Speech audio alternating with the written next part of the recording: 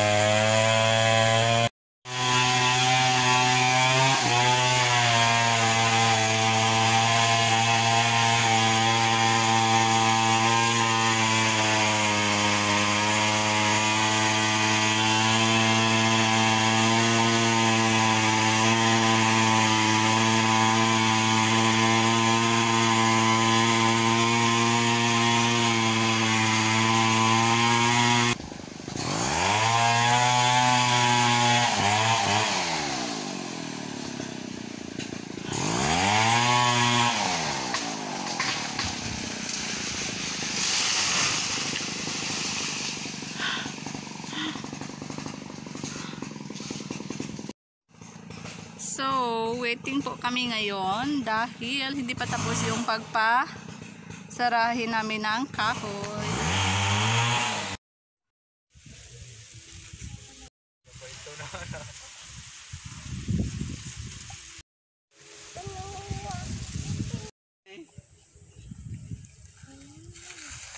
Kulba ba?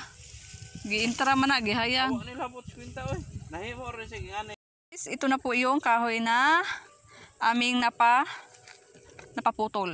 Okay, para gawing bahay or pagpa-extend ng aming bahay.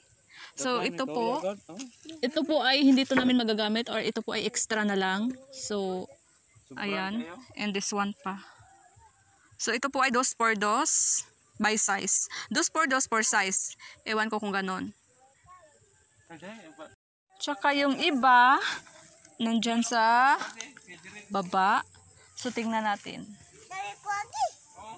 So ito po yung puno ng kahoy na pinutol. Yes, malaki naman. Super ano naman niya, super laki naman niya. Tadaan! Kung mga ganito is reject na po ito, hindi na po to magagamit. So gawin na lang namin tong pang ano, panggatong.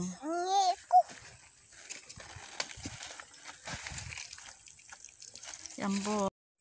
So ito po, napakadami po nitong kahoy na gagamitin natin sa pa-extend ng bahay. Yes. So, ayan, ang dami.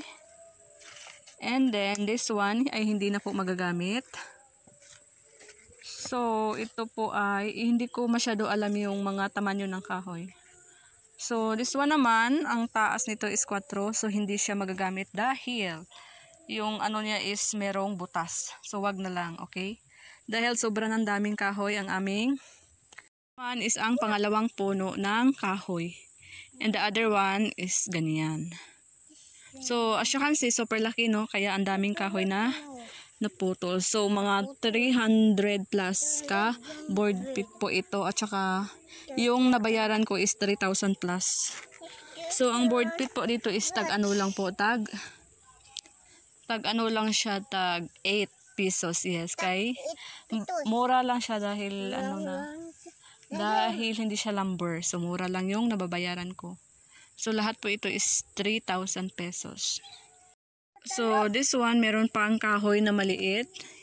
This time, hindi pa siya pinutol. Kasi super liit na. At, yes, meron akong nakita. Nakita ko yung kakilala ko.